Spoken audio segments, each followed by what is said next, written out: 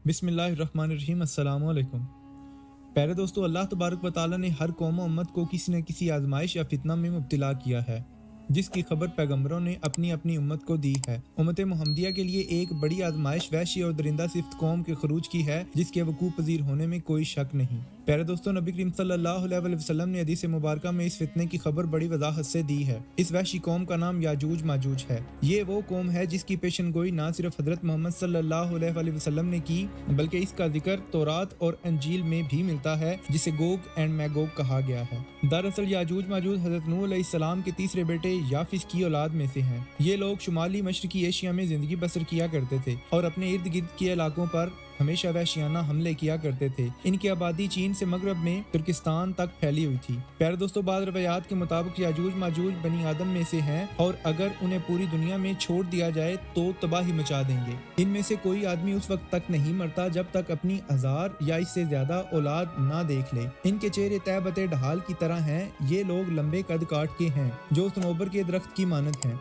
इनमें से सबसे लंबा शख्स 3 बालिश तक का होता है। ये जिस दानदार के पास से गुजरते हैं इसे खा जाते हैं। ये मौसम बहार में अपने घरों से निकलते हैं और सब्जा खाते हैं। इनके पंजे और दांत दरिंदों की तरह होते हैं। हजारों साल कबल इस रूए जमीन पर अल्लाह के एक नेक बंदे की हुकूमत थी, जिन्हें जुल्करनैन के नाम से जाना जाता है। अल्लाह तबारक व तआला ने उन्हें जमीन के एक बड़े हिस्से पर बादशाहत अता की थी। आपने मशरिक व मगरब का सफर भी किया था। मुर्रखीन के मुताबिक कुरान करीम में जिस शख्स का जिक्र आया है, दरअसल वो ईरान का अजीम बादशाह हरस था, जिसे साइरस आज़म भी कहा जाता है। जब जुल्करनैन ने शुमाल का सफर किया तो आपका गुजर मशरकी तुर्किस्तान और मंगोलिस्तान के इलाकों से हुआ। ये इलाका 2 अजीम पहाड़ों के दरमियान आबाद था और पहाड़ के उस पार याजूज माजूज रहा करते थे। वहाँ के लोगों ने जुल्करनैन से याजूज माजूज के फितने की शिकायत की और कहा कि ये कौम बार बार इन इलाकों में हमला करके फितना और फसाद फैलाती है। लिहाजा हजरत जुल्करनैन ने इस वहशी कौम से हिफाजत की खातिर इन पहाड़ों के दरमियान एक मजबूत दीवार तामीर करवा दी, जो लोहे और पिघले हुए तांबे से बनाई गई थी। तामीर मुकम्मल होने के बाद आपने अल्लाह तबारक व तआला का शुक्र अदा किया और लोगों से कहा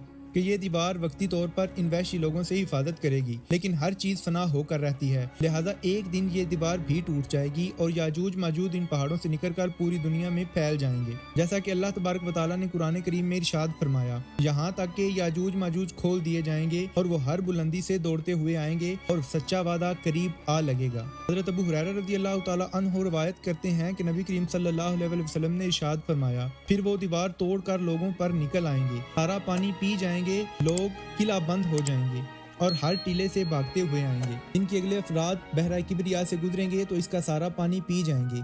जब इनके ग्रोह के आखिरी अफराद वहां से गुजरेंगे तो कहेंगे कि यहाँ पहले पानी हुआ करता था, और हजरत ईसा अलैहिस्सलाम और इनके साथी मैसूर होकर रह जाएंगे, यहाँ तक कि बैल का सर तुम्हारे मौजूद 100 दिनारों से भी कीमती होगा। वो अपने तीर आसमान की तरफ फेंकेंगे, जिन्हें अल्लाह तबारक व तआला खून लगाकर नीचे भेजेगा, तो वो कहेंगे कि हमने आसमान वालों पर गलबा पा लिया है, जिस तरह हमने अहले जमीन पर गलबा पाया है। एक रवायत में है कि बेशक याजूज माजूज दीवार तोड़ते रहते हैं। जब वो मुकम्मल टूटने के करीब हो जाती है तो उन्हें सूरज की शुआएं नजर आती हैं।